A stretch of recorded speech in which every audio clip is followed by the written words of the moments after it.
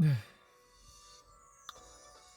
제가 말씀드리고 싶은 부분은 현재의 대한민국의 어떤 그런 이슈들에 대해서 우리나라 국민들의 어떤 태도 같은 것들에 대해서 좀 말씀을 드리고자 합니다. 저는 40세 후반의 예술평론가이자 인문학자이며 클래식 칼럼니스트인데요.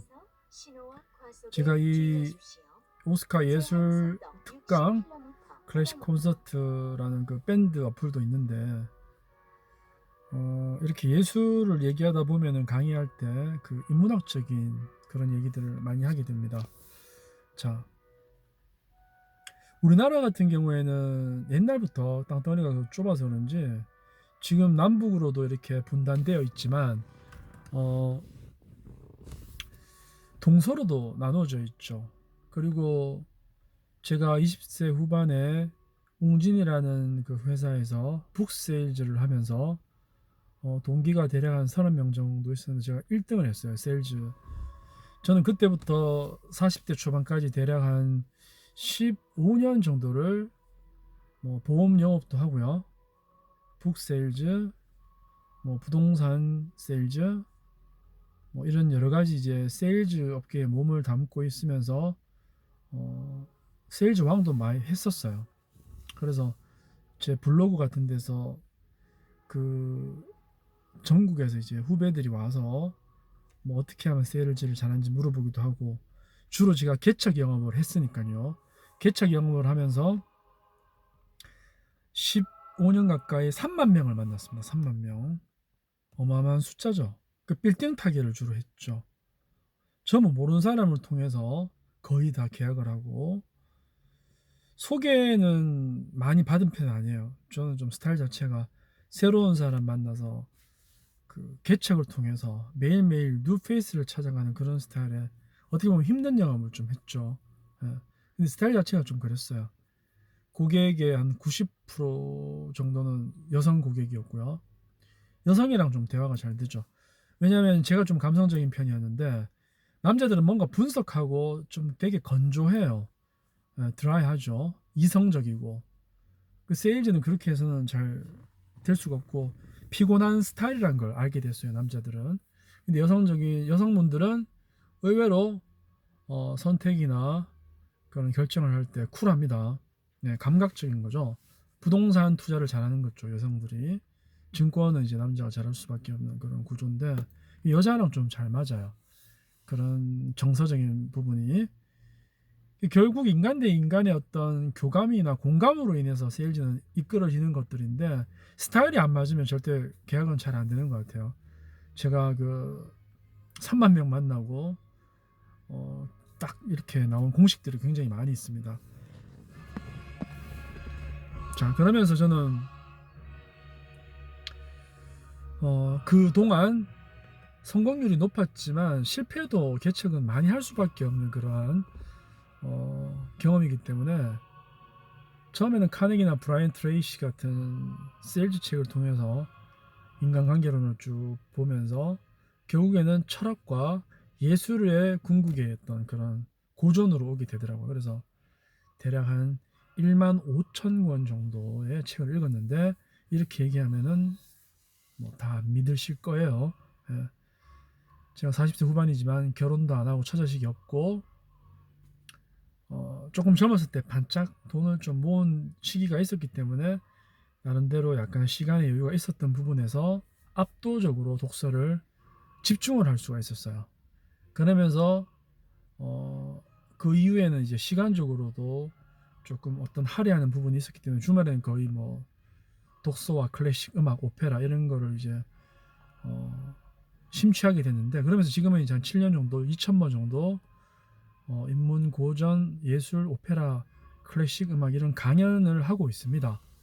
최근에 이제 코로나 사태로 전염병 사태로 강연을 못하기 때문에 여러 가지 이제 제가 조금 더 재충전하는 시간이나 경험해야 될 것들이 많기 때문에 운동도 지금 많이 하고 있고요.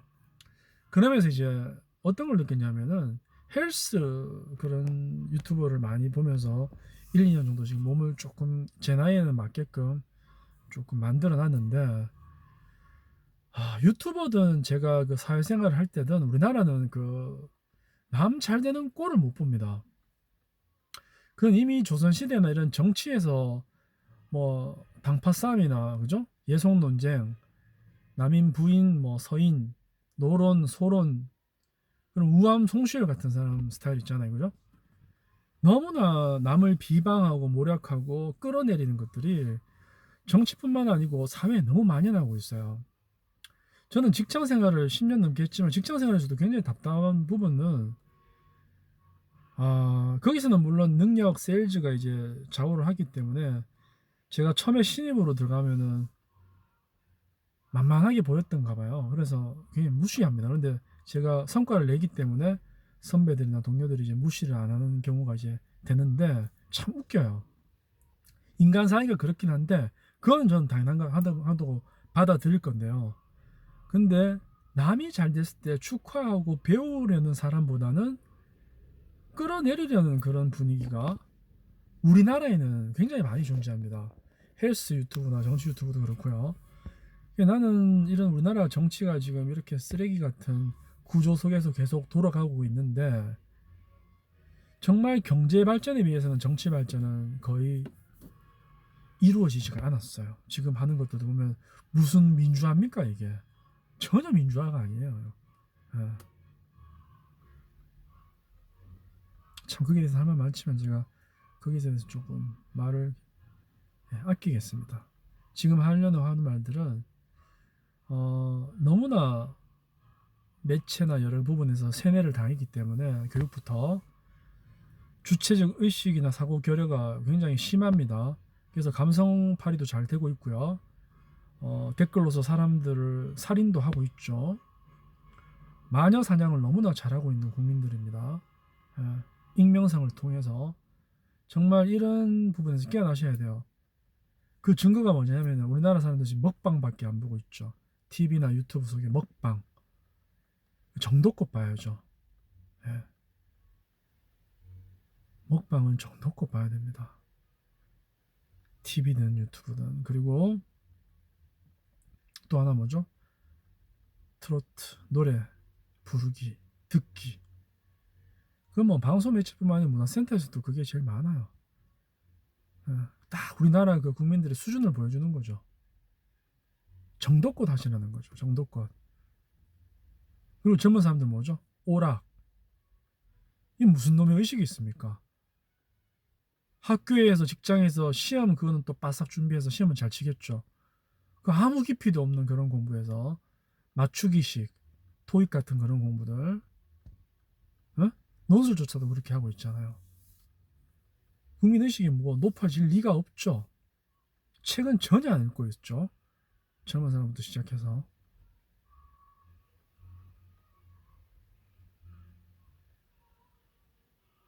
변화가 되지 않죠. 그러한 의식을 가지고 사고력이 없이 주체적인 거죠. 예. 그래서 제가 하고 싶은 말들은 이런 휩쓸려 다니지 마시길 바랍니다. 예. 우리가 사회에서 그렇게 고리타분하다는 철학책을 읽으셔야 돼요.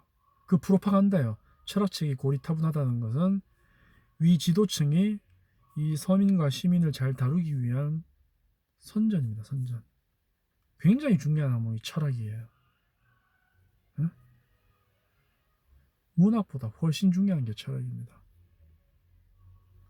그래서 우리는 철학책 고전을 많이 읽으시고 그러면 이제 클래식 음악을 통해서 뭔가 본인만의 어떤 느낌과 이성적인 그러한 분석을 해낼 수가 있어요. 그러면 예술을 향유할 수가 있겠죠.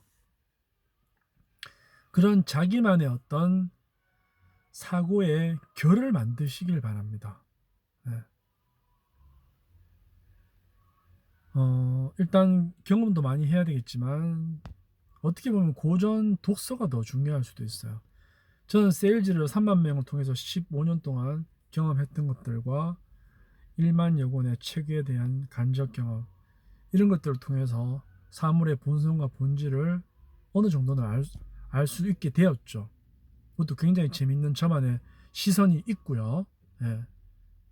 근데 우리는 전부 우리가 만들어 놓은 이 사회의 모든 것들을 가지고 나만의 생각은 배제한 채 그들이 정해준 룰에 따라서 움직이게 되어 있어요. 그래서 거기에 잣대, 윤리적 잣대나 정서적 잣대, 유교의 잣대에 어긋나면은 매도시키고 처형시키고 화형을 시켜버리는 것이죠. 이 자본주의 물씬에 정말 돈이 모든 걸 해결할 수 있는 시대에 살고 있습니다. 돈 중요하죠. 사회 자체가 그렇게 되어 있기 때문에 그래요. 근데 이 돈이라는 화폐의 단위, 화폐의 수단이 지금은 목적이지만 이 자체가 옛날 성직자나 황제나 귀족들, 권력 기득권층의 바로 지배 수단인 겁니다. 민중과 시민과 서민을 지배하기 수단이 바로 화폐죠. 2008 금융위기 때 IMF 때 조지 소로스 그 펀드 매니저들 하버드 대학교 나온 그죠? 퀀텀 펀드, 타이거 펀드, 월가 펀드 매니저, 모기지론 펀드 그죠?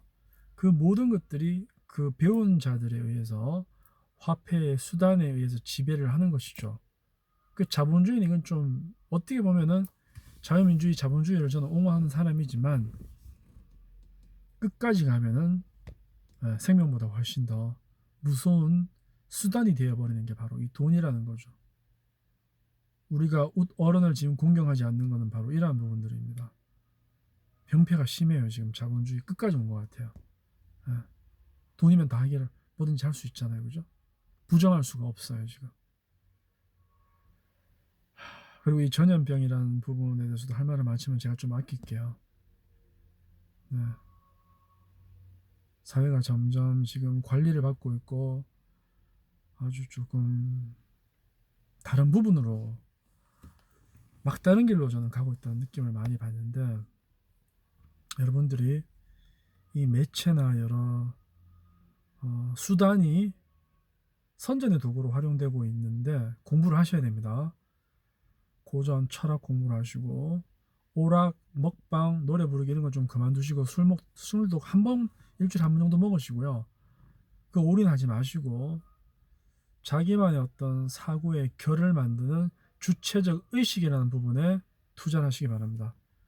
그래서 저는 그러한 부분들이 클래식 음악과 철학이 최고라고 생각해요. 그러면서 오페라나 오히려 인문 쪽에 있는 문학이나 이런 미술 쪽의 책들은 오락에 가깝죠. 하지만 거기도 이제 중요한 유익한 부분이 많기 때문에 같이 공부하시라는 겁니다. 저는 세일즈를 하면서 보험에서는 MDRT도 몇 번 했었고요. 세일즈 왕도 꽤 했었습니다. 그때 저한테 굉장히 좀 도움된 책이 니체의 책들이었죠. 니체, 초인. 예. 무조건 그냥 부딪히고 나서 생각했던 겁니다. 그때는. 40세 후반인 지금에서 그런 15년 동안의 경험을 토대로 해서 강의도 하고 이제는 조금 이렇게 책을 읽으면서 음미하고 향유하는 그런 40대 시기입니다. 그리고 지금은 이제 몸을 좀 만들고 있고요. 운동을 하고 있습니다. 네. 오늘 말씀드린 것은 요약하면 세 가지죠. 철학, 인문, 고전에 대한 독서. 그죠? 그리고 클래식 음악을 꼭 이해하고 감각을 끼우는 작업.